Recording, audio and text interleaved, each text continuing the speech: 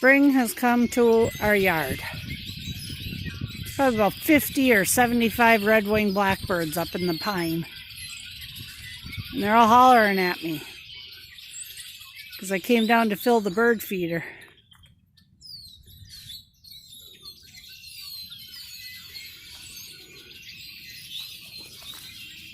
Snow's starting to melt.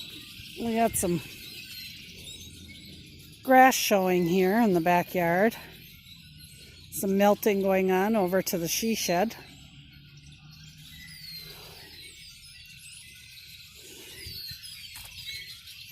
My goodness, they're loud.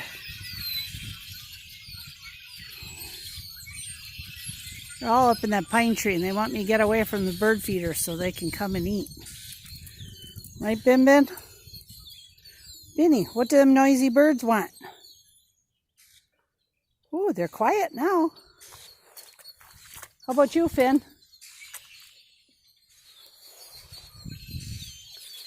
Get over here. And birdies are going to come dive bomb you and say, get out of the way, I want to get my food.